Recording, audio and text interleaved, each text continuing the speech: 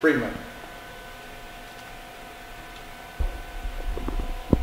And we welcome you Rattler fans to the SAISD Sports Complex here for today's regular season home finale for your St. Mary's Rattler softball team, where they take on rival UIW, no longer a Heartland Conference rival, but still the crosstown rival. Emily Britton in the circle with the first pitch right there. Ashley Freeman at the plate for Incarnate Word. A little bit of a lineup switch today for the Rattlers. We've got still Sardalich at third, the resurging Jared Gonzalez at first, but it is Amanda V at second, Sarah Perez at short, Taylor Vidrine, the freshman sensation, out in left field, Katie Nichols in center, and then Shelly Zawatsky out in right. It's been a while since we've had a Rattler home game, and a lot has gone on since then, with Jared Gonzalez having a monster week last week, and we'll get more on that in a little bit. I'm Chad Peters, joined today by Robin Johnson. At least temporarily, we'll be bumped for the A team here shortly as Dave and Joe are en route, probably stuck in traffic. The traffic there at I-10 and Bandera or Culebra was a little bit of a tricky situation, so they're probably caught in that. And Britton gets a big swing and a miss there for an early out number one. Robin, a big storyline today, I think, for the Rattlers will be, whoever's been playing first base this season really has had a hot bat. Taylor Vidrine and Jared Gonzalez, two of the top home run hitters in the conference. And Gonzalez had just a monster week last week. 5 home runs, 11 RBIs, 7 runs scored, and she is your Heartland Conference hitter of the week. And just to kind of recap what she did, a grand slam in Game 1 against Newman, a big win. 3 home runs, all solo shots in the Game 2 victory. And then went yard again in Game 3, and I got an email from the SID at Newman saying she dented the scoreboard. So that was the kind of week the former All-American honorable mention had for St. Mary's.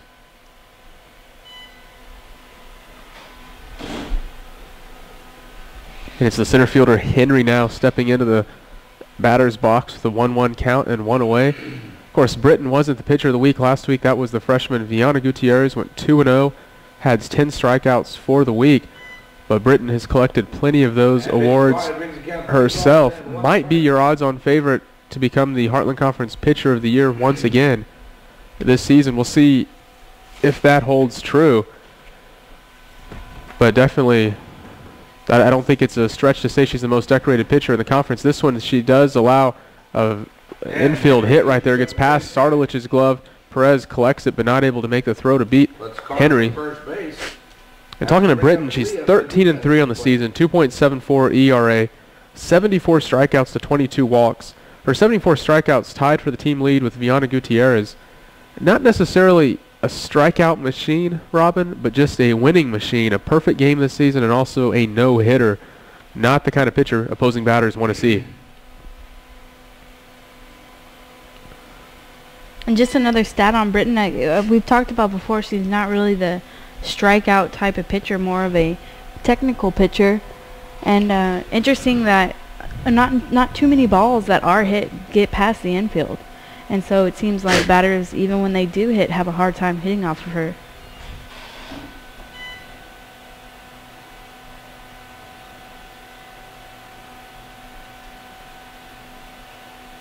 Count now 0-2. And then talking about Jared, we haven't seen much of her this season as we might have liked or might have thought. Hasn't started as many games this year as she did last year. But still, I mean, just with last week, quickly she went right back up in stats. Yeah, I think Jared has conference and RBIs, I believe. Yeah, I think she has had some injury issues this year. She actually helped us in the production booth one game when she was sitting out. And yeah, Jared, 33 RBIs on the season, 7 homers, 5 last week. Yeah, 5 last week. Does not lead the team in home runs. That's still Taylor Vidrine. But just a really good season. And like you said, she's only started 26 of the 35 games she's played. We've seen her play DH a little bit, but I tell you, Viana Gutierrez has really taken over that DH role, leads the team in batting average, 391 on the season, just a ridiculous average. Rodriguez tries to gun out the runner at first, but not in time. Runner gets back just in time. So still 2 away, or 1 away rather, with a 2-2 count. with Padilla at the plate. You know, I always think it's so interesting with Viana. She got pitcher of the week last week. Also leads the team in batting average, almost a .4. It's quite impressive, I think, for a pitcher to do something like that. Double play. And a great double play here to end the inning. So it's the new second baseman, Amanda Villa, ending the inning in style, tagging the runner out, Henry, and then throwing over to first for the double play. So the Rattlers don't give up anything in the first. We'll head out to the bottom of the frame. You're watching Rattlers Live on Ustream.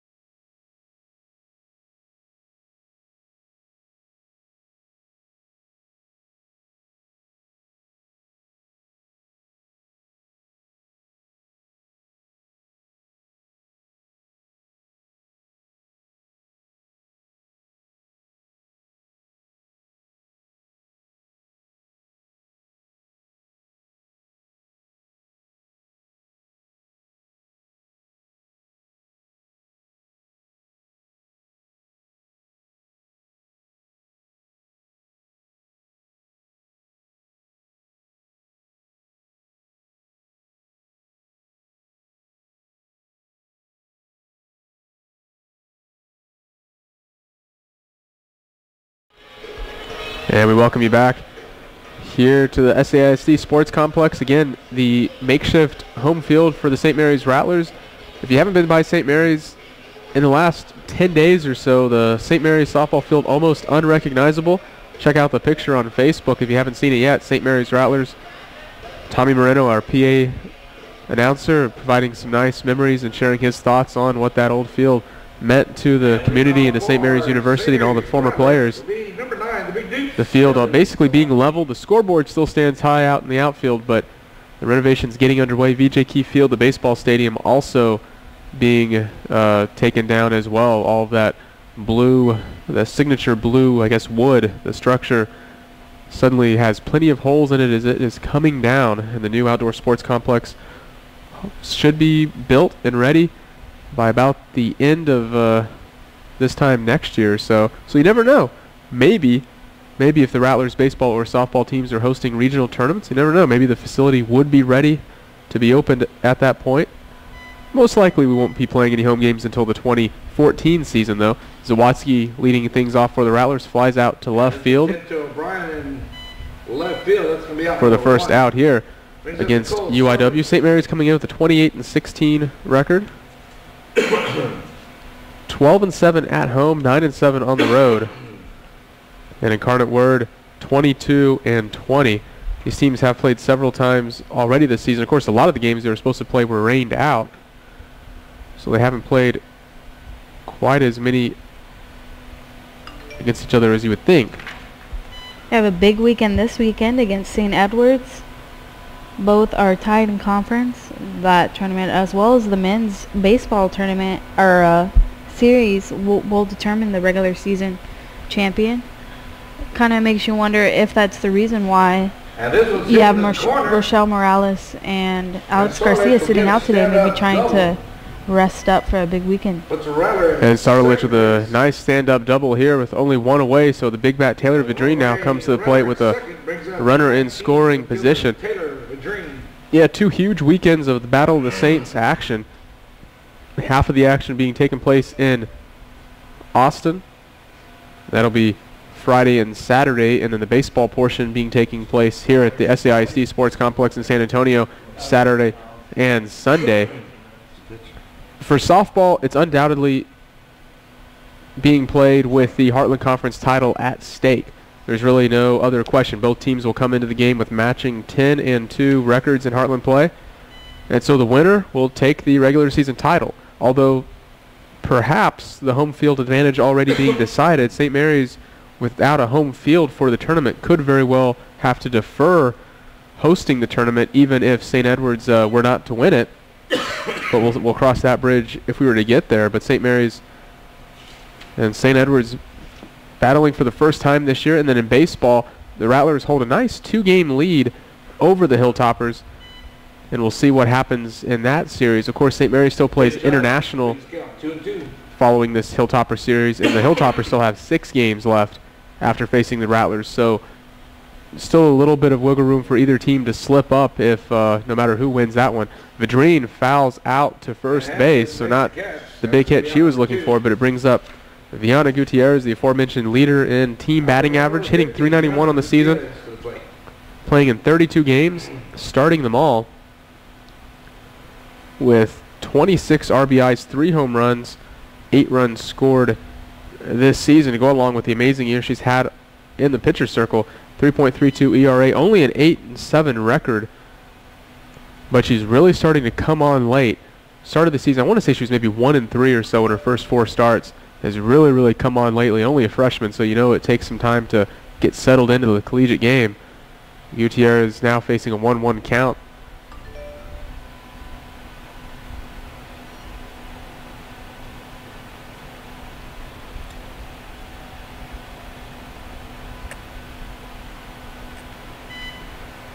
And this one's fouled to the right side, brings the count to 1 ball, 2 strikes.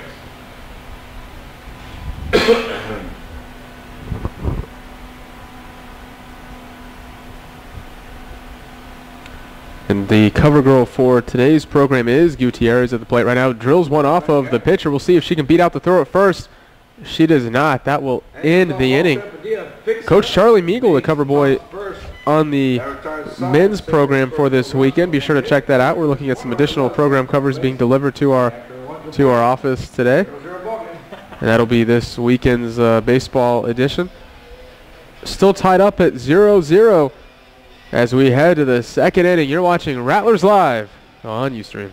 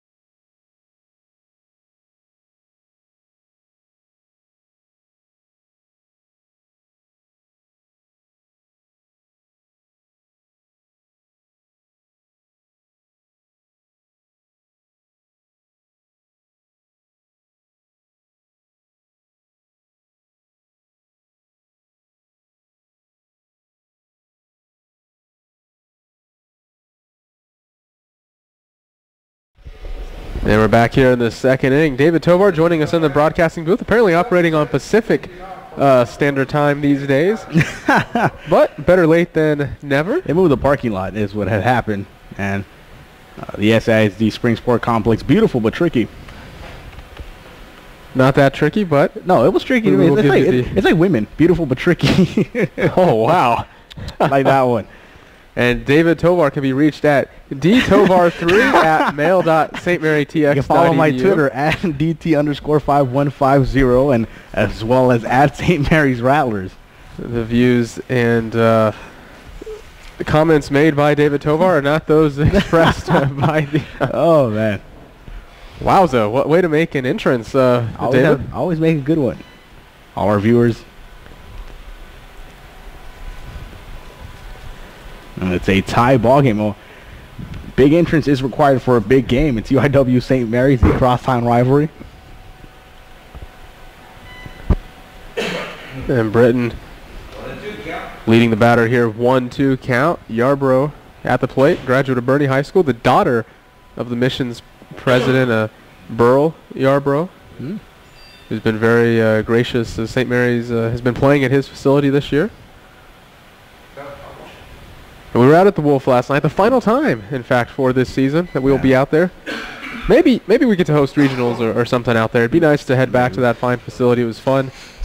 Maybe they also bring Dollar Night to the regionals as well. Dollar hot dogs. would be quite the compliment to a regional appearance for the Rattlers. Yarbrough goes down swinging as Britton picks up a nice strikeout to lead off the second inning.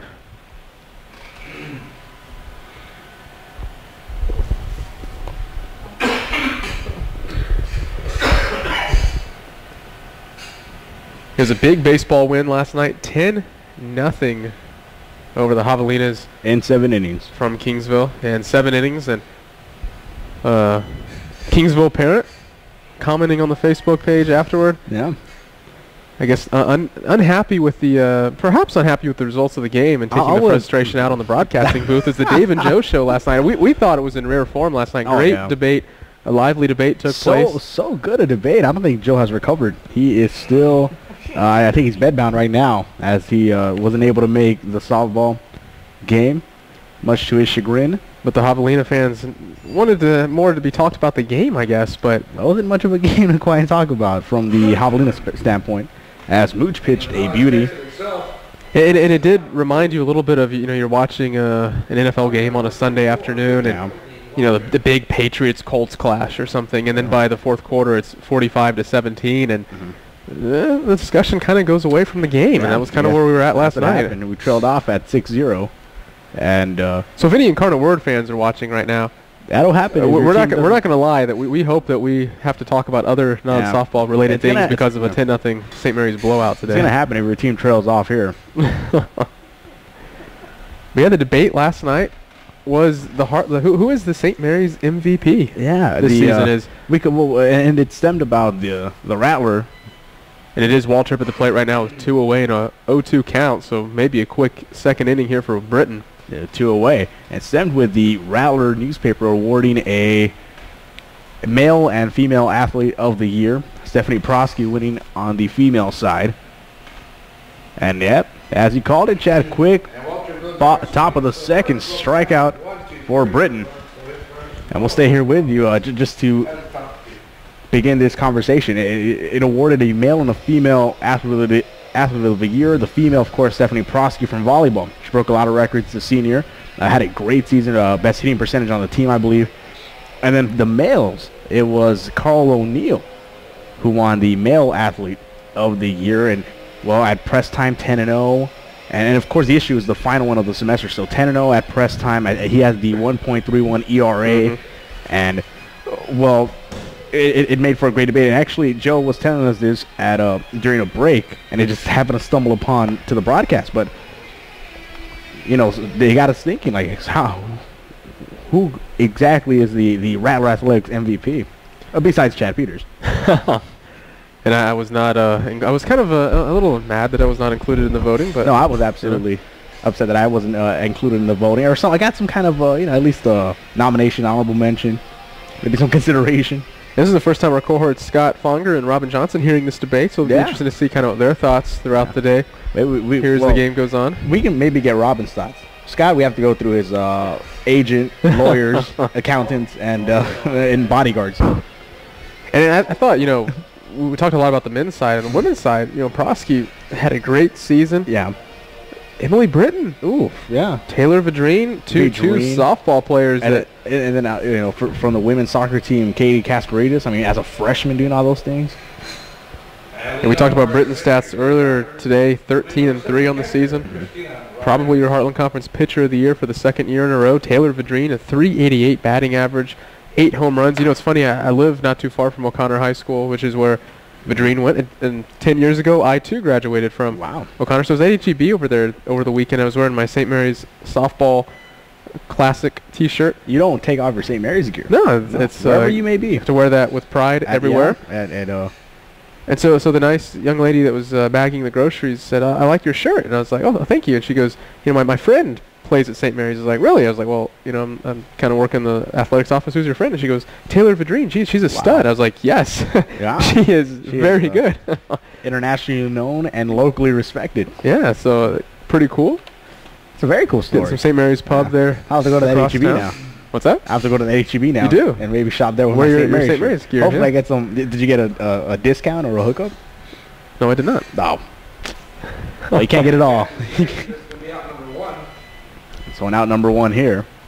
Yeah, Christina Rodriguez unable to get on plate for the first out or on base, and it is Jared Gonzalez, your reigning Heartland Conference hitter of the week. We've kind of seen her stumble in and out of the lineup this year. A renaissance for her, though. 324 batting average now. Yeah, about what, week ago? Over in, I believe, against Newman?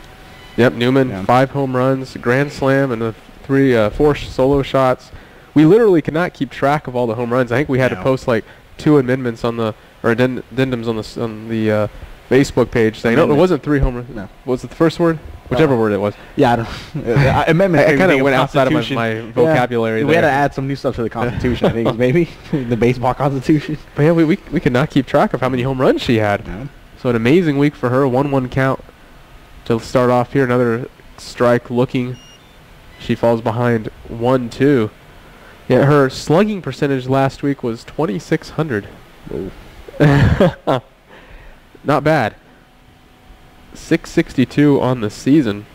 Yeah, and quickly she has jumped into the top 6 in batting average for the Rattlers. And you're right, really been in and out of the lineup, but has really hit her stride here where it counts down the stretch going into the Heartland Conference. What a better way. Has a nice shot fouled off there. Waltrip is the pitcher for Incarnate Word. Counts even at 2-2 with 1 away here as we see some Cardinal fans beginning to fill up the stands. Can we boo? Can we boo them? They can't hear us. True. If Tommy turns on his mic and we boo, they would hear us. Should try it now. Boo. Nothing like the crosstown rivalry. I think you're feeling it, Chad. It's not as intense as it was, though. You can feel it dying down as the teams separate further. Gonzalez with a monster shot, but again, fouled left. Oh, that had the distance, though. That was straightened out. Absolutely. And Scott says that one went into the street. And Scott's going to find out. He'll shag it if need be, as he is going to investigate that for us. Our local weatherman. Tommy was a weatherman too, right? He was. I believe he was telling us that story. Gonzalez grounds out to second. But yeah, so hit us up on our Twitter at St. Mary's Rattlers, or Facebook us if you want to chime in on who the Rattler Athlete of the Year is. Interestingly, the student athletes will vote on that very thing as well. The student athletes host their annual banquet next Tuesday at Bill Green Arena, and they hand out male athlete and women's athlete of the year award. It'll be interesting to see who gets it. Last year it was baseball and softball sweeping the action. Matt Holland winning the male award, and then Lauren Miller winning the female award. But it was the hardwood sweeping the action in the Rattler. Or actually, no, it was not. It was the Carl O'Neill and Stephanie Prosky. I was thinking Prosky and Kotzer. Mm-hmm. No, it was O'Neill indeed for the Rattler edition of the awards. And, the interesting thing that really brought the debate as Perez is in at bat 0-2. Chops this one left side, and 0-2 remains the count. The thing that made the debate interesting is that O'Neill's season is still continuing. Yeah. And the rest is to be written. And Kotzer, I mean, we've talked at length about the MVP for the conferences. Perez fouls another one up. And what you're talking about, David, it really is almost an unfair award inherently, because if you think about the ESPYs, it's kind of the equivalent of what the Rattlers trying to do. Yeah. Imagine the ESPYs coming out in when are the finals this year with the abbreviated finals season? Should be mid-June now. Mid-June. They usually happen early June, but now would be in mid-June. So imagine the ESPYs coming out in late May. Yeah. And you don't really have the final picture of the basketball season, knowing who's going to win, who's the MVP, who's going to be the champion. Well, that's a big piece. It's hard to say LeBron or Kobe's your male athlete of the year if they don't go on to win a title. And it's really one of those awards that going back to the ESPYs, they gave the, I think, NBA athlete to Dirk, and they gave the best team to the Mavs. I mean, it was maybe 2 days after they won their title. It was really fresh, I guess, in the voters' mind. It was really,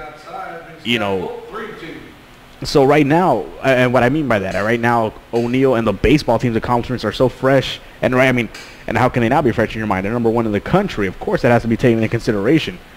And Perez gets one. It lands in left field nicely, so she will have herself a nice base hit.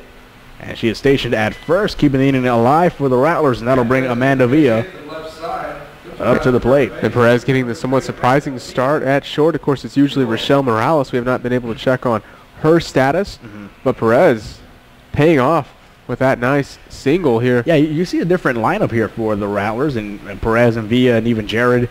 And one would think maybe since it is non-conference, Coach Field's going to give some of her other players some burn out there. And, of course, it's a doubleheader, so we might see your regularly scheduled lineup. And, of course, I think one of the things you also have to feel really good about if you're Coach Fields is that when you have Britton in the circle, as this one is chopped over to second and the play not made, Perez is going to keep going. And that will put runners at the corners. Great hit there by Villa. A great hit with a little luck equals results.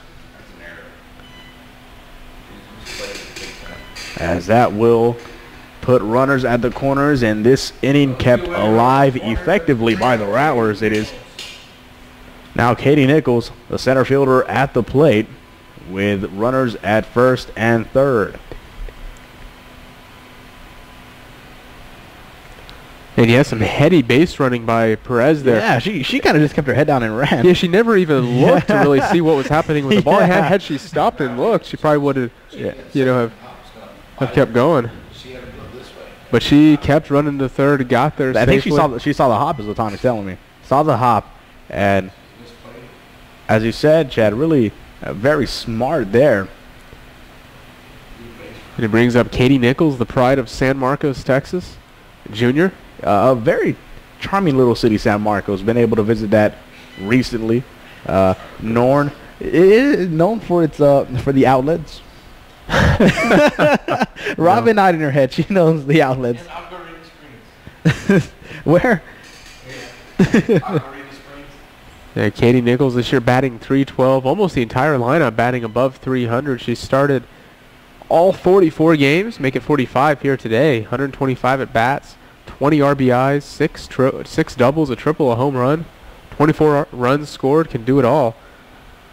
One of the team leaders in runs scored. And she's ahead of the count very quickly here, 3-1. 3-1 count.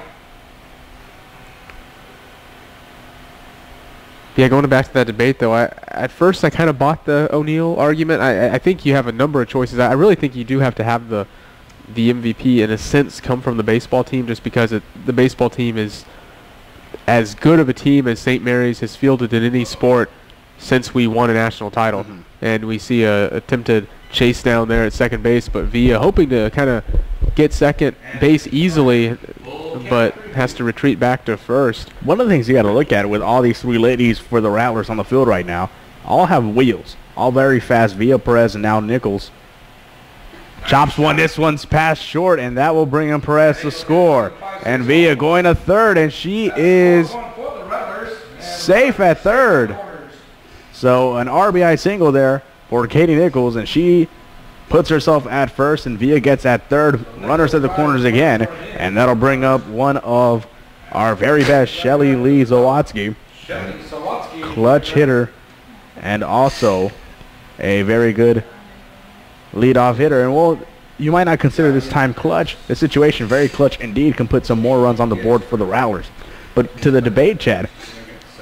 And it's with 2 outs again. We've seen the Rattlers do very, very well with 2 outs. Robin and I have really talked about on so many broadcasts how the Rattlers really just have this thing about scoring with 2 outs. And they're doing it again here, and doing it early in the bottom of the second. This one up high for a ball, 1-0.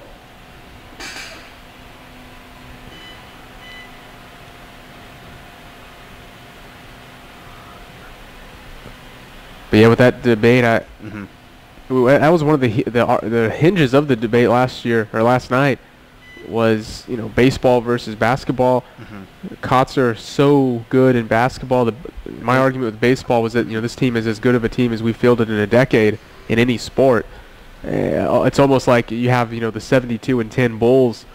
The MVP has to come from that team to a degree, and the inning will end there with a ground out back to the pitcher. So Zawatsky not able to build onto the 1-0 lead, but all that matters really is that it is a 1-0 lead for St. Mary's. As the Rattlers lead it at the end of 2, we'll stay on with you. 1-0. And well, Chad, I think you have to go back and really at the true base of the MVP award.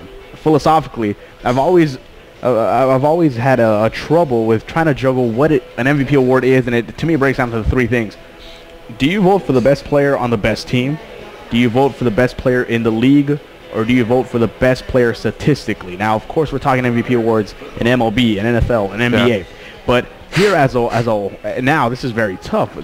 It's kind of like saying who is the best athlete in the world, almost, essentially. And in this case, we're going to scale it down. Who is the best athlete in the Rattler world?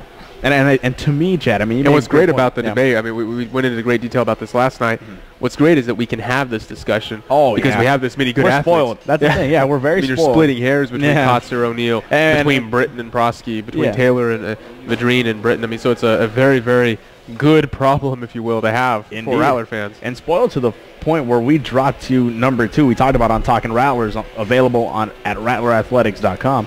where we hit number 2 and we're pushing the panic button because we want to be number 1. Yep. And, well, you take Kotzer off the basketball team, and that team is talented, but are they talented enough to get into the Heartland Conference tournament and win as effectively as they did? As opposed to you take O'Neal off the staff, and while, I mean, you can't replace 10-0 and the 1.31 ERA. But that Rattler team, and we went through the lineup yesterday, and we went through the pitching staff yesterday. I mean, just loaded top to bottom. No, and you're right in that sense because so how Carl O'Neal might be, as we've said, I don't think it's really a stretch to say he might be the best, ace in all of America right now in Division II baseball. Absolutely. At the very least, statistically the best. But then you've got behind him a 9-2 Rene Solis, who might be the most consistent pitcher on the staff. You have an undefeated 5-0 Sky Severns, and then a 5-2 Derek Muchigimba behind him. So, I mean, Carl O'Neal is amazing, but what's crazy is he's got 3 guys behind him that are stellar too. And you're right in that sense. And as Scott's saying, perhaps the best closer in all of baseball, and JP Jonathan Perez. So, yeah, you could take O'Neal away. Everyone moves up a slot. Maybe Mario Maldonado's in the pitching staff instead of playing second. And this maybe is still the 12th ranked team in the nation. So I do get that. I think going back to what the root of the debate is the third inning does begin here with Acuna at the plate. I do think statistics has to be a big part of it. That my hope would be that you can get the statistically best player on one of the top teams. You can't have someone, let's say basketball for instance in the NBA, someone averaging 30 a game for a 7 seed or a 4th seed as your MVP. Or for a Bobcat team. But I don't think that if the Bulls are your number 1 seed or who the Thunder, that just automatically the MVP comes from that team. The MVP, I think, like in basketball, I think is a clear-cut example. LeBron James is your MVP. He's had the best season in the league. The Heat might come in with a 2nd or 3rd best record, but it's pretty clear who's had the best year. Now, you could take LeBron away from that team. They still have 2 All-Stars. They're not the top seed, but they're probably still a 5th seed in the playoffs. But if you're going to go by that, you're going to have to look at as this one gets past the second baseman via dives and not able to get to that. So the Cardinals open up their top of the 3rd inning with a nice base hit, trying to get back to this one as they trail 1-0. You're looking live at the SAISD Spring Sports Complex. But, well, that goes back if you look at Steve Nash's MVP awards. Didn't have the best stats, didn't have the most points per game, didn't have the most assists per game. But really, you take him off that Suns team, and they did for, in his 2 MVP seasons, he missed 3 games, and they lost all 3 of those. I mean, he was just the engine that made that team run, as opposed to, a Kobe Bryant when he won in 08. It was more of a Lifetime Achievement Award. And we will have a pinch runner at first base for Acuna. You can't see right now who it is. 50. 5-3. That's 8. Yeah, number 8. Yeah, number 8. Pitcher now running to first baseman, number 8, Taylor Johnson. Yeah, I was about to say, I don't think there's a 53 on the roster. That is Taylor Johnson, the outfielder from Shirts. The highest number I've ever seen on a softball player is 50. That's V's number. And almost out there at first base, but the runner able to get underneath the tag. I think Kotzer... Somebody wore an 89. That's what Tommy telling me. I think you could say Kotzer is more valuable than any player on this softball or baseball team in the sense that you take him away, you're going to see the biggest differential in win-loss. Yeah, I mean, a little drop bunt here, but Sardalich right on top of that. So the sacrifice works as a runner gets to second, but Sardalich able to get the first out of the inning with St. Mary's up 1-0. I do think Kotzer's most valuable in that sense. You take any one player off the baseball team, you take any one player off the softball team, yeah, the team is going to drop off, but it's still a big-time contender. But not as significantly as I think it would. And our very own Scott Fonger passing out programs, taking one of my favorite parts of the game day operations. And again, it is Viana Gutierrez on the cover day. We've had Mari Bassaro, we've had Emily Britton, we've had Katie Nichols, Gutierrez, one of our Shelly Lee Zawatsky on the cover. One of our best quote-unquote selling issues. Yep, that was a hot off the press issue. A lot of people collecting that one. Yeah. A lot of family for Katie Nichols coming over and asking for that one. And Britton throws another one. Framed a bit, but to no avail. 2-0 was the count. One away and a runner on second for the Cardinals. But Chad, I mean, what a great debate. We might have to split this over. We might have to bring both Kevin and Carl on Talking Rattlers. As this one, a hit up the middle, David. Oh, up the gut. And a runner. And she got her out. Whoa. Changing her call is the umpire. Calling her safe. Well, first she rung her up, though. Yeah. That is, I think Tommy's going to have to confer. Wow. What a turn of events there. And I think Scott's going to have to tell us because he, I think, may have had the best vantage point. And there is Scott Fonger. You might see him on your screen. There he is. In the black polo with the yellow hat as he's walking to the right of your bottom of the screen. And all I can think is not sure if serious on that one. And the players will conference a little bit now. Yeah, you don't can want to see let this emphatically the out called. The throw by Katie Nichols, a brilliant throw on a tight rope to home plate. Rodriguez made the tag. Everything looked fine, but then the umpire there changed it up. I don't know if she made the signal where the ball was dropped or the ball came out. Maybe. She recalculated. She's got hand. She got touched up here. So I think she was going to punch her, but then she saw her hand go up and she changed it. That's the only thing I can think of because the throw tag was. So Tommy is speculating maybe that he was about to ring her up, but then saw where the hand was in relation to where the tag was being made and changed her call.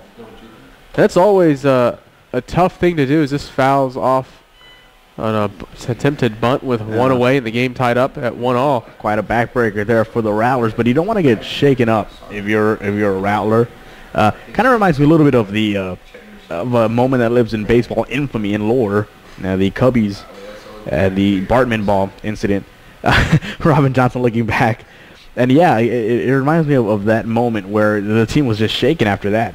And I mean, this one, of course, not as drastic, but when you think you get a great out right there, this one bounces off the back of the Cardinal there. And Is that what she said she did? And so Scott coming in saying that he believes that the umpire making the suggestion that Rodriguez dropped the ball, but he did not think she dropped it either. I don't think we did it up here as well. I don't think that ever came into our heads. And what I was going to say about it is just I think that's a tricky situation always for an umpire if you're going to start to signal a call. Another brilliant hit up the middle off of Nichols. And that'll go down as another single. But I think it's kind of a rough spot if you're an ump and you start gesturing for one call and then you have that second guessing and you change it because what it shows to the fans is that you second guessed yourself. Yeah. And sometimes that second guessing results in the right call, but it leaves a bad image, I think, for the fans watching, and it kind of gives the impression that you didn't know what you were calling. Yeah, one thing as an official, you don't want to do that to yourself because then all your other calls will be scrutinized even more, and with the proof that you may not have gotten one right. As the ladies take a break, we'll conference inside the circle. We'll take a break with you. Stay with us. More upcoming.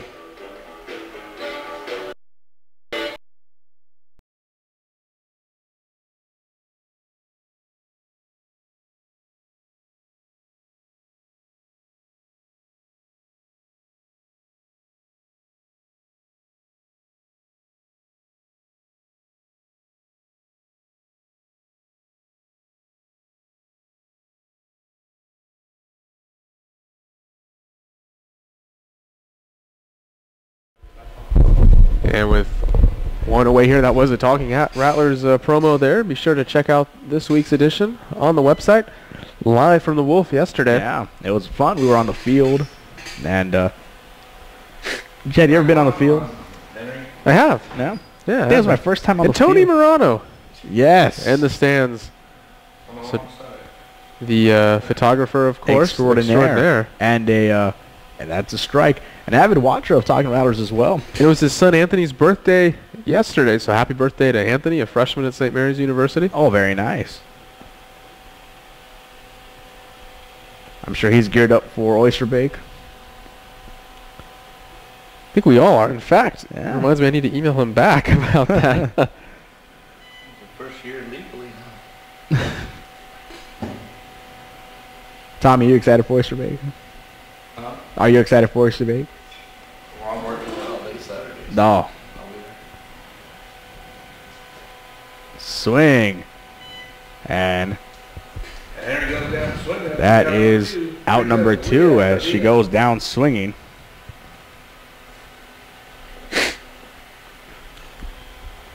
I believe that's strikeout number 2, I think? 4. 4. I was halfway there. Yeah. You were counting them in your head. Yeah, that's never a good thing.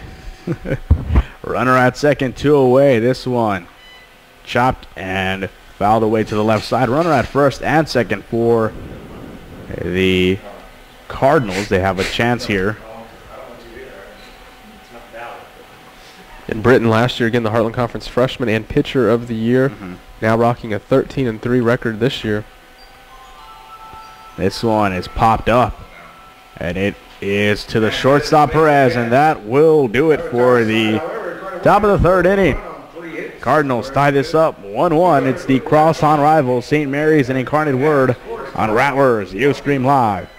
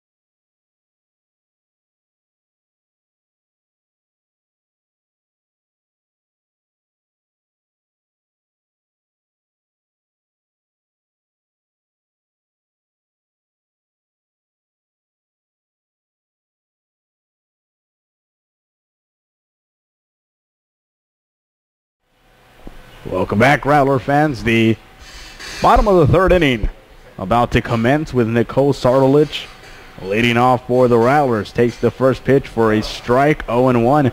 And what a wild top of the 3rd inning. We see the Cardinals score. We see a would-be out taken away.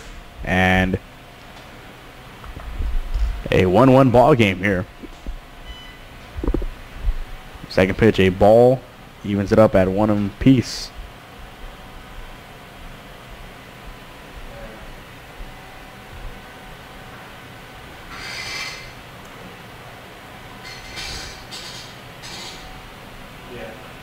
Next pitch up high, and 2-1 count.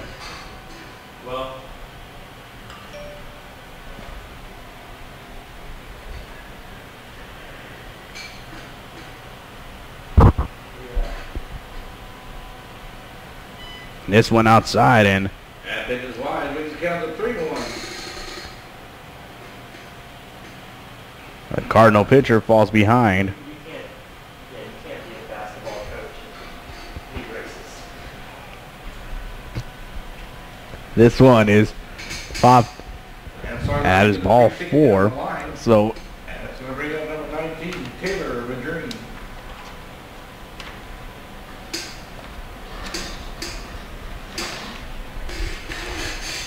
Vedrine now at the plate. Pitcher is Whitney Waltrip. She walks the batter there to open up the bottom of the 3rd inning. 1-1 ball game. Here's Vedrine. Takes and looks at this one. Down low for a ball. 1-0 the count here. This is the home season finale for the St. Mary's Rattlers, and apparently will not be hosting conference due to the records. Who was that? Sorry? The softball team will not be hosting conference. Most likely deferring hosting the conference no matter what happens in that St. Okay. Mary's St. Edwards series. Both teams entering with the same record. Oh, okay. Winner will take all in terms of the regular season title, but without a home field to play on, most likely not putting in a bid to host conference. We will see. That could change.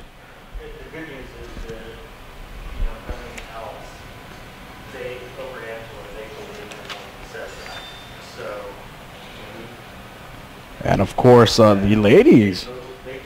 You know, looking at the schedule, Chad, ladies will not be here for Oyster Bay, as Friday and Saturday, both their games at 1. The Friday one is a doubleheader, and the Saturday one is also at 1 p.m. They'll be in Austin at St. Edwards.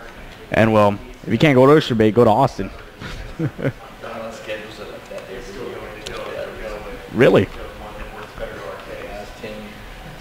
Tommy telling me the schedule's been the same for the last 10 years. And, well, Tommy, how do the girls particularly feel about that? Not happy to miss Oyster Bay, or? Doesn't want any distractions with the Oyster Bay. Oh, okay. Keeps them away from there. When they used to have to clean up, they were exempt from it because they could get hurt. That's true. One year when girls they get hurt.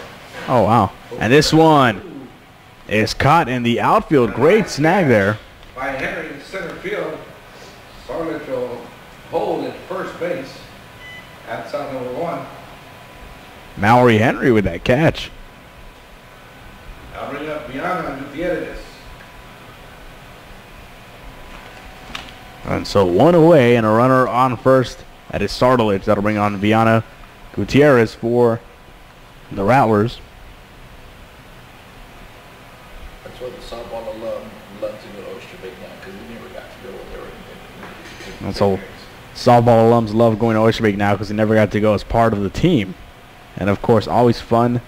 Doesn't mean you can't go to Oyster Bay. Friday at 5 to 11, and then Saturday from 11 a.m. to 11 p.m. as this one ricochets off the fence on the right side, fouled away, 0-1. That's right. If you will be drinking adult beverages responsibly, drive safe. The kickoff, the heartbeat to Fiesta, I think is the slogan. 1-1 is the count. I'm more, and I've talked about this ad nauseum now, but I'm more of a chicken on a stick guy. Cannot wait for that. I love that. Chicken on a stick is delicious. I don't know what they make it out of. To die for. And then the steak on a steak. Steak on a steak is also delicious. It's like it's a big piece of a beef fajita, and it's just delicious. And I wait in these long lines for that. 1-2 the count. Here's Gutierrez. Oof, that one's way outside. Evens up her count 2-2. Still in the bottom of the 3rd inning, only 1 away. As this is game 1 of a doubleheader here from the SAISD Independent School District Spring Sports Complex, and this one fouled away right side.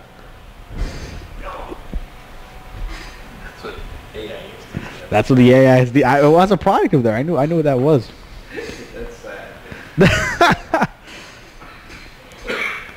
Tommy, were you a product of the SAISD Spring? The grade A education, a double play is pulled there. And a grade A double play there as the Cardinals put away the 3rd inning in style. Able to grab 2. And that will do it for the 3rd inning. 1-1 is the score as I relearn acronyms on Rattler Athletics Ustream Live.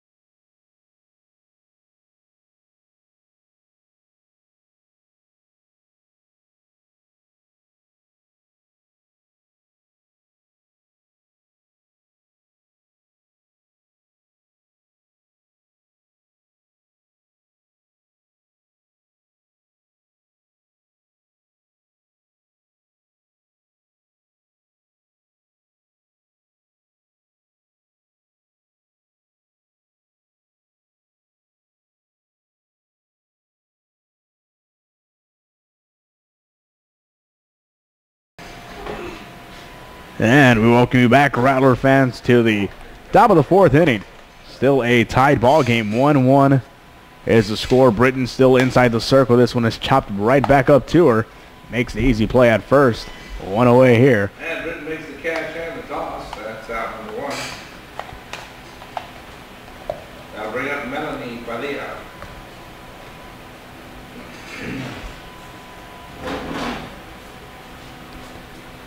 So Padilla up at the plate for the Cardinals now with 1 away.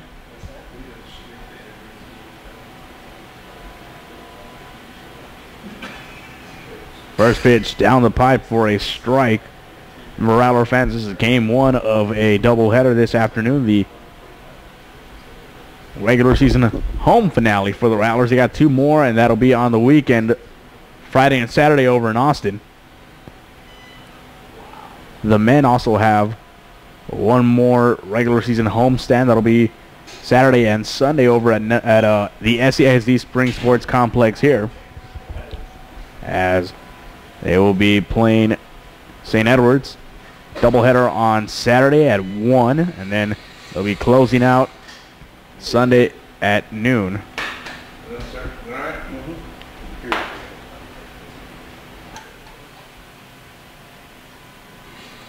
Terry Steve's holding on to first place in the district. 1-2 is the count. This one hits the dirt. Evens the count up at 2-2. 1 away here. Rattlers have really picked it up as of late. They are 28-16 overall, 12-7 at home, and 9-7 away, 10-2 in conference play. Of course, this is a non-conference game, only a crosstown rivalry. UIW and St. Edwards. Here's Britton. This one inside, and Padilla rang up. And Padilla goes down looking. That's going to be out number 2. Out number 2. 5 strikeouts for Emily Britton. Robin Johnson's trying to tell me that she was maybe looking for a high five and or cheering. This one is chopped over to second via the first, and a quick 1-2-3 inning. Midway through 4, it's a tie ball game. Stay with us, Rattler fans. More upcoming as your softball Rattlers on Ustream Live continue.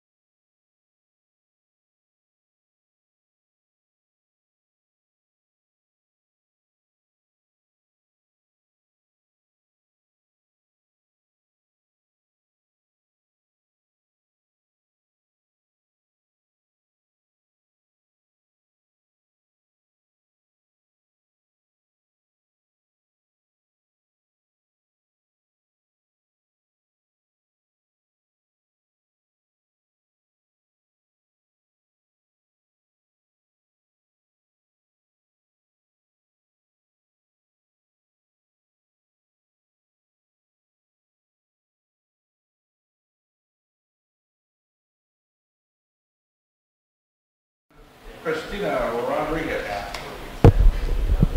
And we welcome you back, Rattler fans, to the SASD Spring Sports Complex, where your St. Mary's Rattlers are gridlocked at 1 apiece with Incarnate Word. David Tovar, Chad Peters stepping away momentarily. Robin Johnson also joining us. Tommy Moreno, the soothing voice you hear when batters are being called up. A little under the weather, but like Michael Jordan in the new Gatorade ads. plain sick and winning. 1-1 is the count. As Christina Rodriguez, the catcher, stepping up to the plate here. This pitch outside. She'll take it 2-1. Friday or Saturday or both? Friday. I prefer Friday for this crowd. But the music's nice. And this pitch swung on and fouled away left side. Interesting conversation I'm hearing here between our Tommy Moreno and our very own Robin Johnson. What is the better day, Friday or Saturday? It's a good. I've never been on Friday. How about that for a shocker? As a townie, I've never been. Saturday is pretty rocking. 2-2's the count. No outs. And this one outside, 3-2, a full count. Full count, 3-2. Full count, 3-2. There's a smaller crowd on Friday. Mm-hmm. It's comfortable. So- The music's not as full. Oh, okay. Tommy's telling me that the crowd is small on Friday as Christina Rodriguez rips one past the shortstop. This one into left field. And a great way to lead off the bottom of the fourth inning. And that'll bring up Jared Gonzalez. And as we talked about in her first at-bat, really. Number 17, first baseman Jared Gonzalez. And she has really hit her stride here.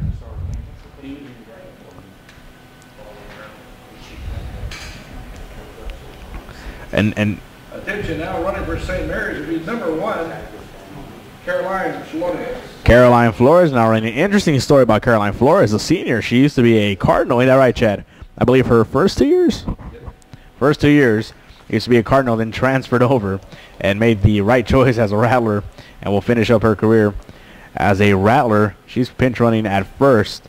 No outs. And now Jared Gonzalez in and out of the lineup, but has really hit her stride, and especially over in Kansas. This one is taken for a ball, 1-0.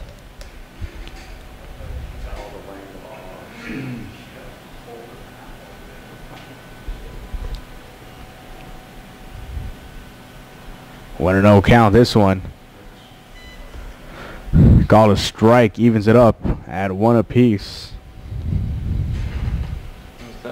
Terry beat Divine last night, 8-4, so put him, tied him up in first place in district. Good for her. Good playing with Pearsall tomorrow night. This one is chopped over to first. Play is made, and a runner advances, so that'll put Flores at second. That's the out number 1. Runner moves to second. And that's going to bring up number 23, Sarah Bettis to the plate. 1 away.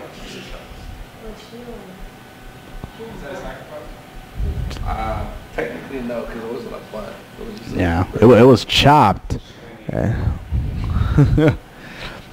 the same thing, but it's not really. It was a hopper over to the pitcher, and so that will be out number 1 nonetheless. Flores at second. That brings Perez back to the plate. The shortstop, Sarah Perez.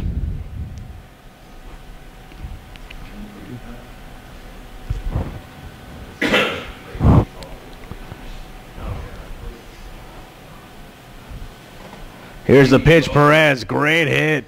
This one's going to land at the right side, and it bounces off the wall. Flores is going to come in easily, and Perez holds at second.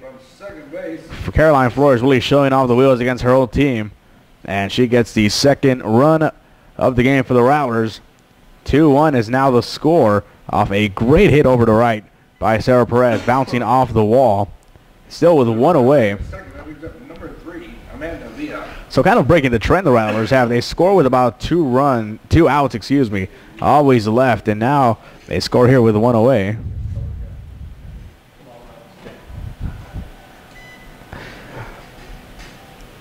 Oh, 1 is the count.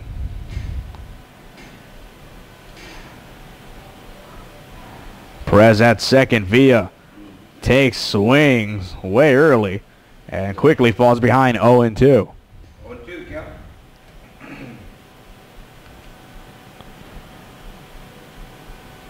Villa swings, and this one's going to fall. Perez is going to stay at second. And I don't think we all were holding our breath seeing that that one was going to fall. Indeed, it does. The base hit put Rattlers at first and second. That's going to bring up center fielder number 4, Katie Nichols. Katie Nichols now at the plate, 2 runners on. And once again, we see the same trio that engineered the first run, Perez and Villa, where the runners and Nichols was at the plate. And as I mentioned, all have wheels, all very fast. Flores showing off her speed with the last run there. This pitch is a strike from Waltrip. Only one away here in the bottom of the 4th inning.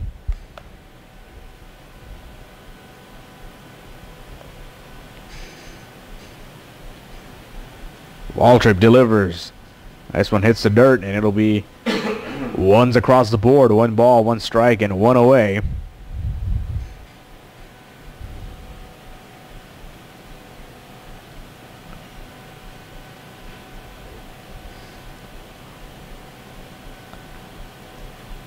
And Nichols, great shot up the middle. And Perez will come in to score. So Nichols stops at first. Another RBI for her. Single to add to that. So Rattlers remain on first and second. And 2 runs come in. 3 runs to 1. The Rattlers lead it. Shelly Lee Zawatsky at the plate now. Another great hitter. And now has 2 very able runners to work with, Nichols and Villa. One away and Rattlers at first and second. Zawatsky is your batter. With 1 away and 2 runners on.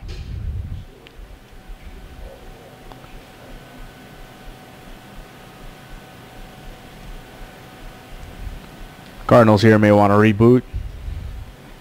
Get their strategy together. They allow 2 runs here. This one cuts the corner away outside, but it'll be a strike, 0-1.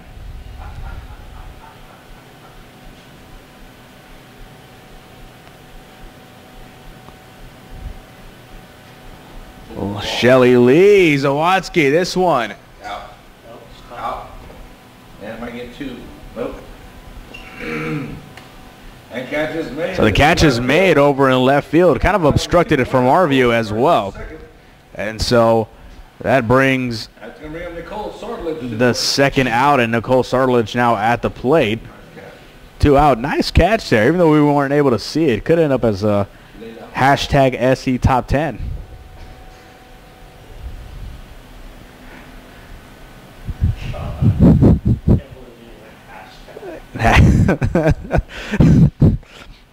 Remember, follow us on Twitter. Speaking of hashtags, at St. Mary's Rattlers, hashtag Go Rattlers. Seems to be our hashtag. Is that the hashtag we voted on, Chad? Hashtag Go Rattlers? I think it is. I use the hashtag. Robin Johnson, I know, used the hashtag. Runners at first and second. Sartledge looks, takes 1-1.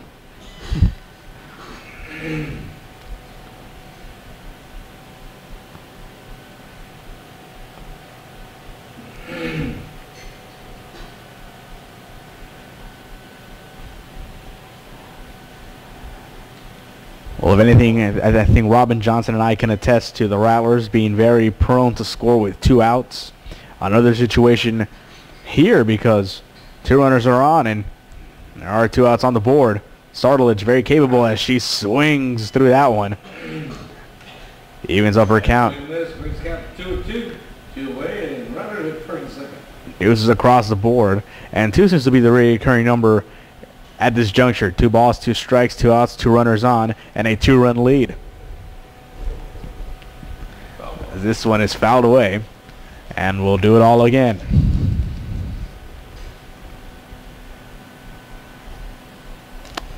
Tom, you were saying that the music on Friday was not as prevalent as the Saturday music at Oyster Bake. Well, there's more bands. True, and there's more time. Your headliners are more on Saturday. The headliner this year is Buckcherry, and I'm going to admit I'm not very familiar with their work, but Smash Mouth, legendary. They're on Friday. Oh, really? And yes, that'll be on the Magic stage. And then what? Oh, Camp 3-2. full count here. What I'm excited about is the hip hop stage. Only comes on Friday. Never been to the hip hop stage, so that is something I'm very excited. Maybe me and my contemporaries are excited about that. So that's usually where I hang out, it's the hip hop stuff. Really? Where's the? And this one. Bit on that one. Oh, and somebody who did not bite on that pitch was Get the base on ball. Nicole Sardalich. Bases and brings up Taylor Madrine. Was able to get the walk there. And Tommy telling me he hung at the hip hop stage, and I was actually gonna maybe ask if we wants to join up, link up, and maybe we could hang out or something. I walk by there and I'm getting a beer. Okay. He walks by when he's getting a chicken on the stick. There you go.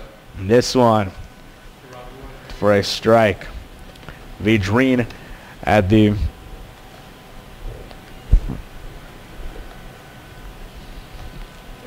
no.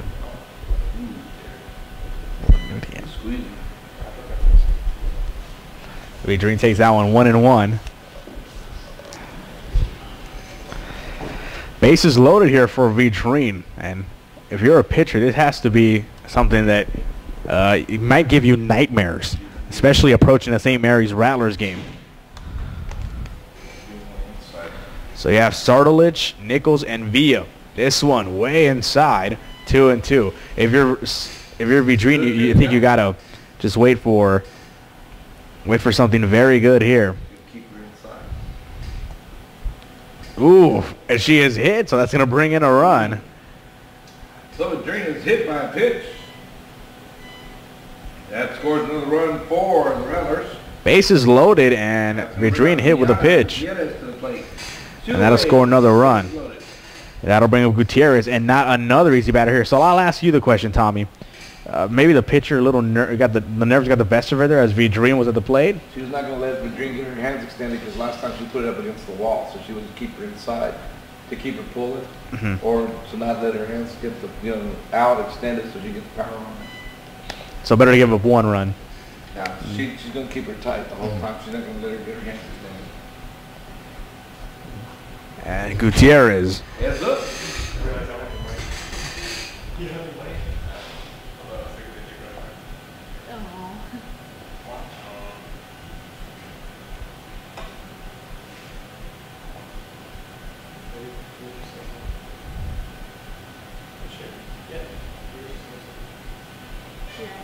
Oof. And then this up here. 1-2. There's 2 outs, right?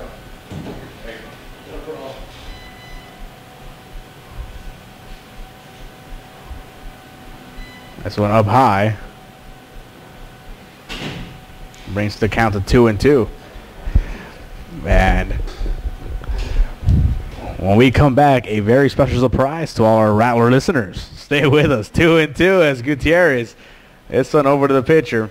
And the Rattlers get one off the bases loaded. But not to worry, Rattler fans. 4-1 is the score. And a very, very, very special surprise. What's better than oyster bake on Friday and Saturday? Stay tuned and find out on the broadcast. More upcoming. Rattlers Ustream Live continues.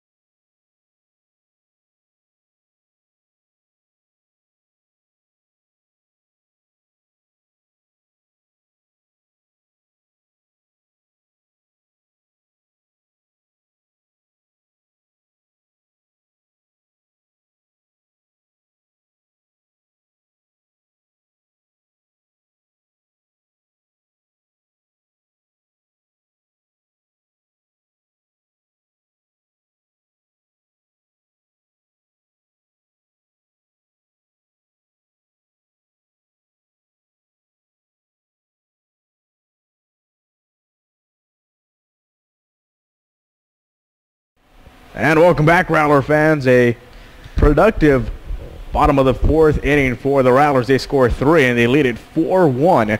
And now, the very special surprise we've been hyping up for maybe 2 minutes.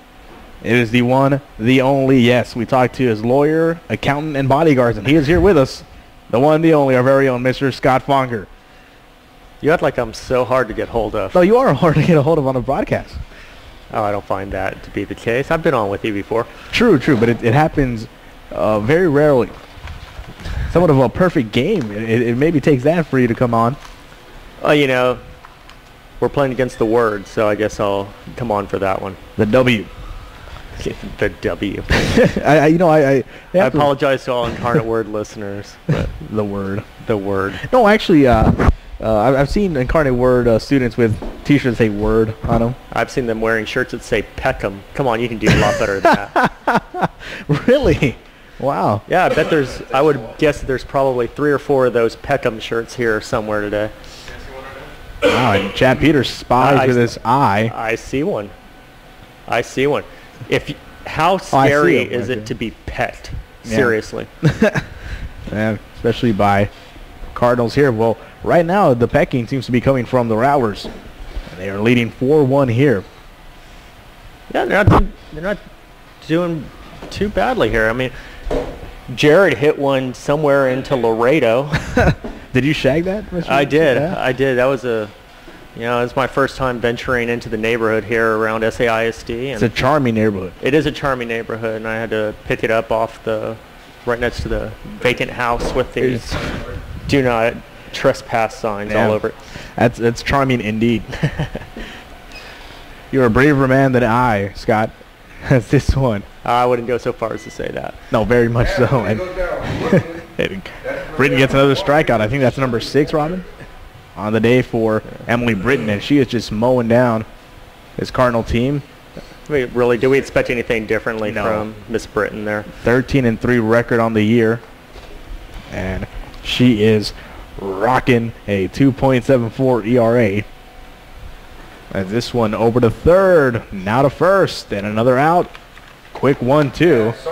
I think that's the best thing about Emily. We talked about all the time about how she's not a strikeout pitcher, but man, look at all the easy plays they get off of the bat from her. I mean, every time you get a hit, it's very rare that they make good, clean contact and put one over. I mean, it's usually a chopper into the infield.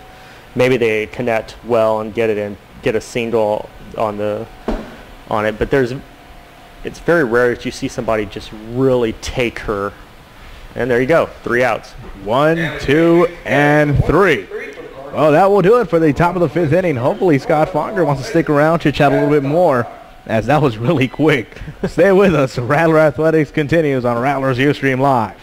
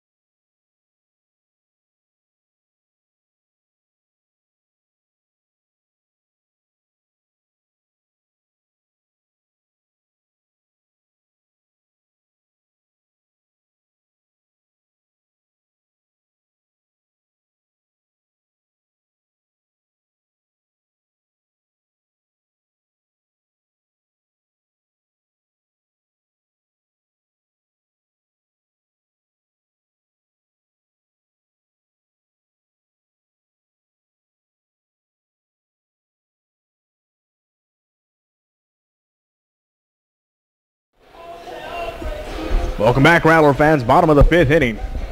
Crosstown rivalry in full effect this afternoon from the SISD Spring Sports Complex. Your Rattlers lead the Cardinals 4-1. David Tovar, Chad Peters, Robin Johnson, now joined by the illustrious Scott Fonger. And Scott, Well, if I consider one other person a true authority on Rattler athletics besides myself, it would be you. Much to the chagrin of Chad Peters right now, who let out a scoff. Yeah, because he wrote all the stories. True. With the help of one Robin Johnson, I should add. But they might be too deep in the forest to see the trees, is probably what I'm getting to. But, but Scott, we talked about this debate. It's been ongoing now for 2 days. And the Rattler newspaper, very fun read if you're at St. Mary's. Pick up the issue. I think the last one came out today for the semester. They awarded, in a panel, awarded the best, the male and female athlete of the year. Female was Stephanie Prosky from the volleyball team, and the male was Carl O'Neill from the baseball team. And I'll start with the I'll start with the female athlete, Scott. Stephanie Prosky, well deserving, but any other players deserving some consideration?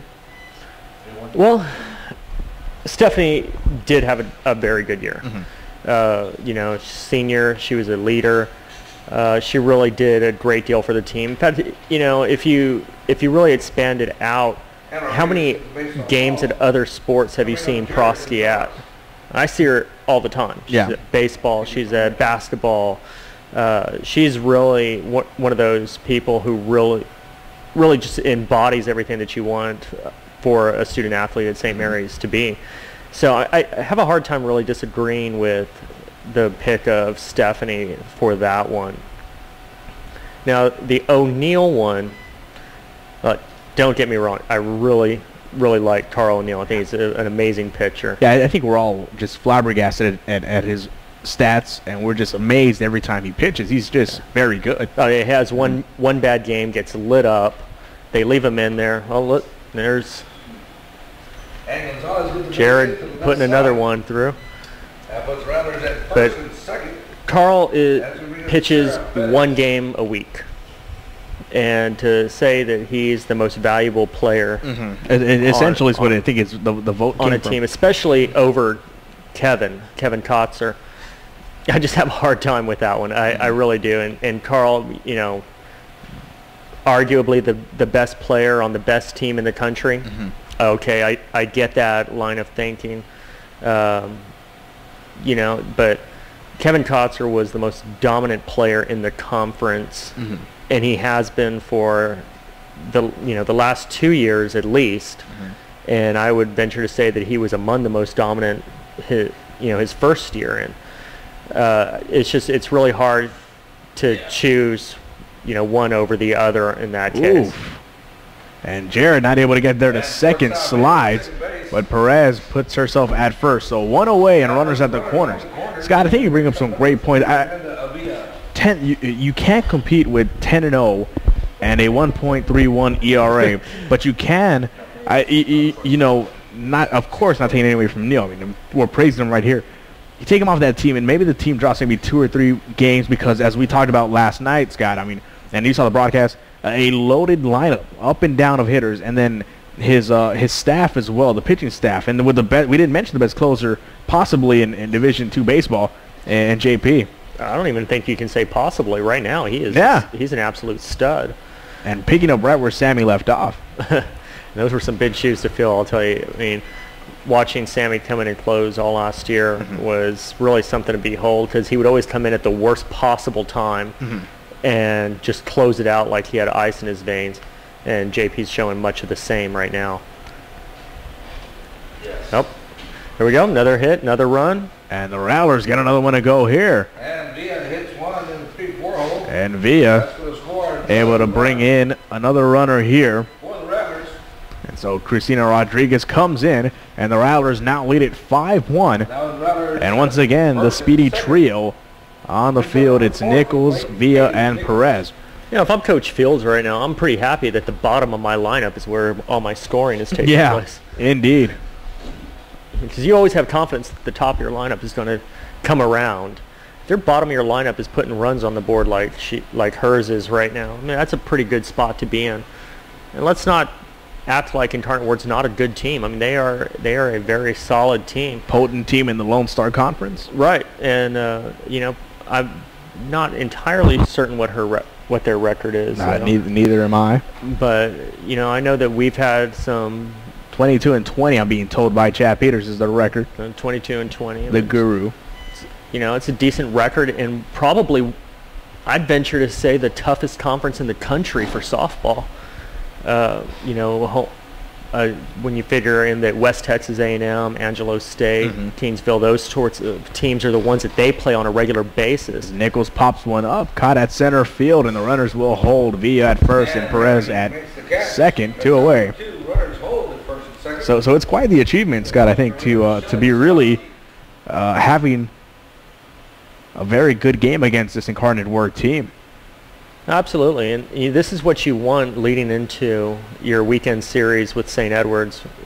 You know, setting up for the Heartland Conference tournament next week. Really like to get a little bit of confidence going in. I mean, Jared reappearing, and you know, I've heard Chad mention several times that we kind of lost track of her home runs. You know, she hit one nearly to downtown earlier today that was just a little bit foul. I think that, you know, if they can really start getting those extra hits coming from that end, their defense has been pretty decent most of the year. Pitching's been pretty good. You know, things are really starting to shape up, and, you know, hopefully they're starting to peak right around the right time. Get through conference, get into the regional tournament. I mean, last year they were, you know, presumably one missed base run away from potentially qualifying for the super regional. I mean, I don't think that any team there could have beaten them twice in a row under those circumstances. And that was in the 13th inning or some crazy amount like that. And this one gets past the shortstop, and another run comes in. That's Perez. And a great base hit there. It won't be ruled an error. As run scores on the base hit for the Rattlers. Shelly Lee Zawatsky brings in a run here. Perez scores again, and it's got to be maybe, I think, the third run scored by Perez this game. Great base running she's had. And I remember, I think, earlier in this game, the one where she was at first base, just put her head down and continued to run off the bat hop. And just some intelligent play there.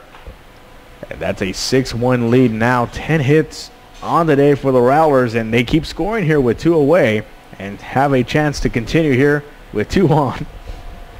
And Sardalich at the plate.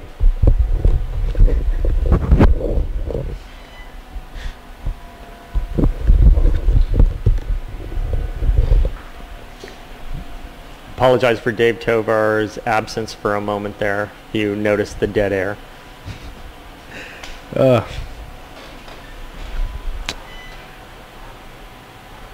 0-1 the count, 2 outs, 2 runners on in the bottom of the 5th.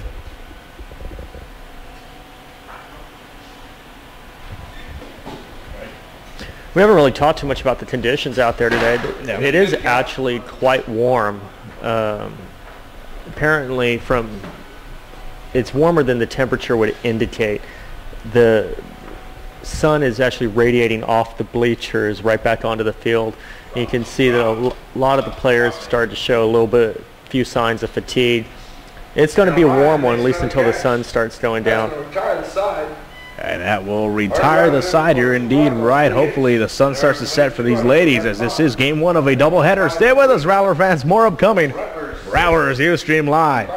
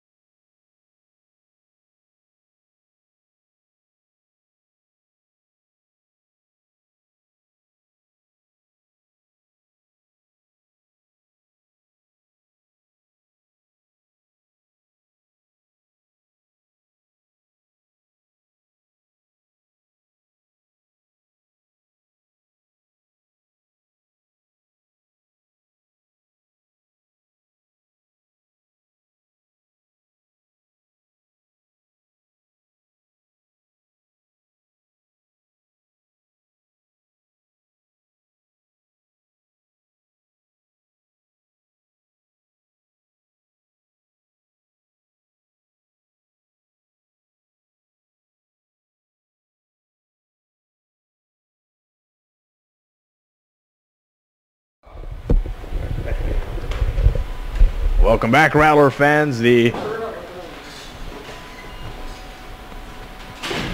top of the 6th inning. Rattlers lead it 6-1, and it's been an impressive performance by the Lady Rattlers. You want to think back to what Scott Fonger said as he steps away for a moment. The bottom of the lineup really doing damage here. Perez, I think, has 3 runs by my count scored, and a lot of RBIs from Nichols. And then you go to the top of the lineup, Shelly Lee, Zawatsky, really working with that bottom portion on the bases. Villa, Perez, and even Rodriguez getting in on that as well. 6-1 is the score off 10 hits. Here's Emily Britton. Still inside the circle, 13-3. This one down the pipe for a strike, 1-2.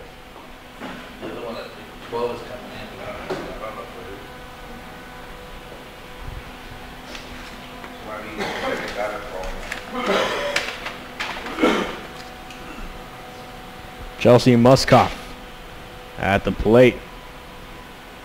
Way outside, 2-2, and Britton trying to see if she would chase.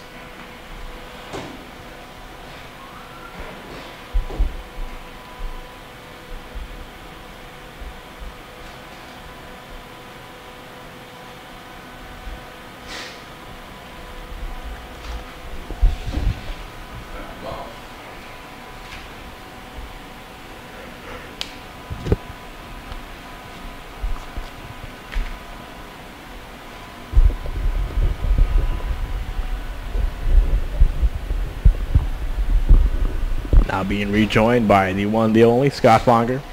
Scott, you got any memories of Oyster Bake? Yeah, not Do you want to probably not memories St. Mary's wants me sharing. Okay, that's because you're also an alum as well. I am. I am surrounded by alums here, so I guess it means that I have to finish. I have to wrap it up as well. But yes, we would like to call you one of ours. Yes. And going up to bat now is number 12, Kelly Moritz. You know, Oyster Bake is one of those unique experiences. It's in some ways very much like any other fiesta event in that, you know, it is a huge party. I actually brought a friend over from Virginia who had never attended any type of fiesta event. They had a similar type spring event in Virginia, the town that we were from, called Apple Blossom, in which case, you know, a lot of people came from all around and would come, and there was a great big party and parade and everything. And so while I was living in Virginia, she invited us over, and we got to watch the parade and partake in the Apple Blossom festivities. So a year after I moved back, she came and visited us here, and I took her to Oyster Bake. And she was overwhelmed by just how many people were there, and you know, the music that was playing. I believe that year Everclear was playing on the big stage. I think we talked about that on Talking Rattlers. I think we were all there to see Everclear then. Yeah, I mean, and you know, we pushed up. We should have texted each other and met up. We were about I want to say 4th row. Wow. Art Alexitis was talking about how Portland, you know, had Greg Oden, and they were going to be the next big thing. And, this was recent. 07. You know, that certainly panned out for Portland. Sorry, guys. But I would have taken Durant, though. He was skinny. I still would have taken Durant. But, you know, coin flip. You know, Sam Bowie, Michael Jordan. Yeah, that, you know, it's just one of those Portland things. Just doesn't get it right. And then Brandon Roy, a little while ago, was, wow, great dive there. As this one is going to get through. It's fouled away. So it'll bring back the batter. Makes the count 0-1. But, you know, she was really, like I said, she was really overwhelmed by how many people were there, and the environment and how festive it was. And then I told her that this is one of about 10 parties all this size all over town, and that really got her attention. So it, you know, Oyster Bake, St. Mary's tradition, the Oyster Bake event and Baby Bake for alums such as us is a lot of fun. Though I won't lie, being around campus right now when they're making preparations for it, yeah, not that fun of an experience. You know, it's a lot of students joke around and and talk about how it's being jailed up right now. It looks like a little prison they're building for us. And and if you're not from here, I can just imagine freshmen that aren't from here. You must be terrified. And you must be saying, what are they doing? That's a great dive in left field. Yep. Way to go, Taylor. And that will put away the top of the 6th inning. Great dive there. And we'll be back. Rattler Ustream Live continues.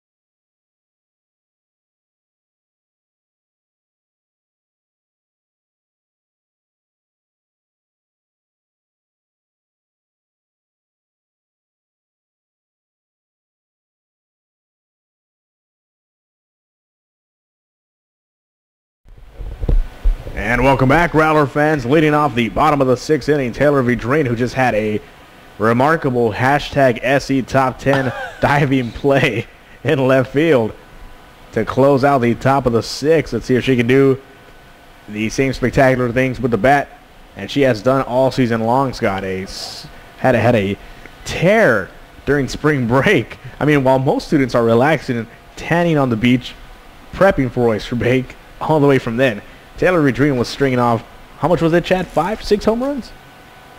That Vidrine hit in that 1 week? I believe it was 6? 5? It was a lot. We lost count. It was a lot. Yeah. And, I joked with her during that time period. It's easy to forget that right before she went on that tear, she got hit in the face by a catcher's mitt when she was sliding into home. It blackened her eye quite a bit. And so we kind of joked that we just need to make sure we keep her with a black eye the rest of the year. She had a good laugh about it. Yeah. But, she's done really well. And you look at what they're doing. I mean, Tommy alluded to it a moment ago. They're really pitching her tight inside. They're able to get her here. Yeah, I mean, she's kind of crowding the plate a little bit, and they're going to keep going inside, and they're either going to walk her, they're going to hit her, or they're going to strike her out, but they're going to make sure that she can't get a good swing on anything. And they get her here with 1 away. Now Viana Gutierrez at the plate. And similar to baseball, Scott, I mean, you get rid of MP Coconos, and then you got Brandon Bates. And here in softball, you get rid of Vidrine, and then you got Viana Gutierrez to deal with. Not exactly the back-to-back batters you want as a pitcher. No, I mean, absolutely not. Because if you ever get in a really tight situation, you contemplate. I know they don't do this so much in softball, but in baseball, of course, in a tight situation, they may intentionally walk somebody. Well, do you really want to intentionally walk MP just to draw Brandon Bates? Or earlier in the year when you had Meagle batting third, and you had almost hit. You had, Meagle batting third with MP batting fourth and Bates in fifth. I mean, who do you choose to pitch to in the 3-4-5 right there? So, yeah, I mean, that's really when you can set your hitters up because you've got enough bats around them. That's really a great situation to be in. As Viana grounds out to short, 1-2, and here is the third batter up, and it's Christina Rodriguez. No, but you're absolutely right, Scott. It's and you saw it here earlier. Bases loaded, Vidrine at the plate, and she was hit, and so that allowed a free run to come in. And then Gutierrez grounded out as she did in this at-bat as well. First pitch is a strike, 0-1, 2 away. Yep. Well, given Vadrine's penchant for big, coming up big when she needs it, I'm sure giving away one base was a lot better than watching a ball go over a fence and know 4 people are crossing. Yeah. Could have been another run rule game, back-to-back Rattler Athletics. The men, of course, winning yesterday 10-0. As this one is caught in center field. So a 1-2-3 inning as the Cardinals put this one away. 6-1 is the score. Rattlers lead it. Stay tuned. More upcoming. Rattlers Ustream Live.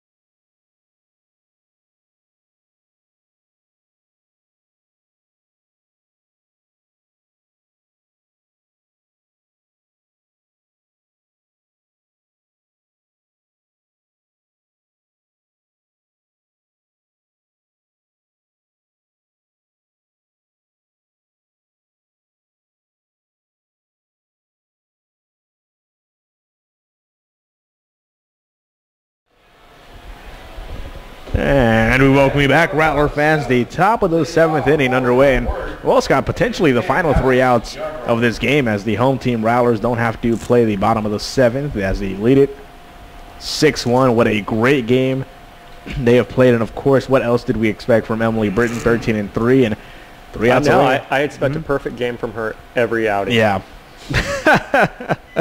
That's not unreasonable. She threw a perfect game. 4 hits. That's almost like she got lit up. Yeah, yeah. Cause for concern there. Now Emily has pitched well all season. Today's no exception. I mean, she's everything you hope that she would be when she's out in the circle. And she's doing a great job. There you go. Another little chopper to third base. 2 outs away now. Easy out. I mean, they're playing catch out there. Yeah, and I think it's been a couple of innings. They've had just 1, 2, 3 innings with these Cardinals. And as you mentioned, Scott, not a team to be taken lightly. And, of course, I think the Rattlers really came out here and really wanted to put it to them. Similar to the Lakers-Spurs game yesterday. The Spurs, and then you got the rubber match on Friday during Oyster Bake. I would hope they bring a big TV because that game's going to be huge.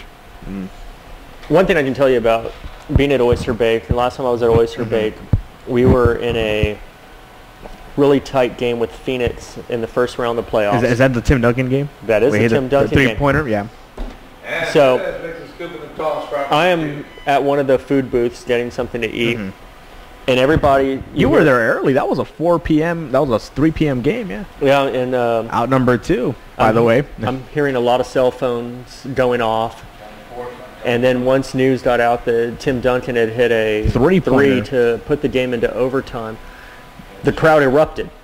I mean, spontaneously at Oyster Bake, and everybody knew what it was.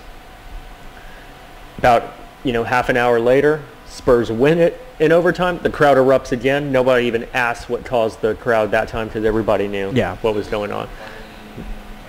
So even if you are not watching the game Friday night at Oyster Bay, Yeah, you'll hear about it. you'll know what's going on. And you know, what struck me as I mean, how big the Spurs-Laker rivalry truly is. Yesterday after baseball, the game was at 9:30. It was over in L.A. No Kobe, and the Big Three were actually going to play. And I went to an eating establishment. Keep in mind, 10 o'clock, it was full. It was packed. I mean, drove by Fatso's. It was packed as well. So I mean, that's how big. And then you got Oyster Bay Friday, and that'll be the rubber match Lakers-Spurs. I can just imagine.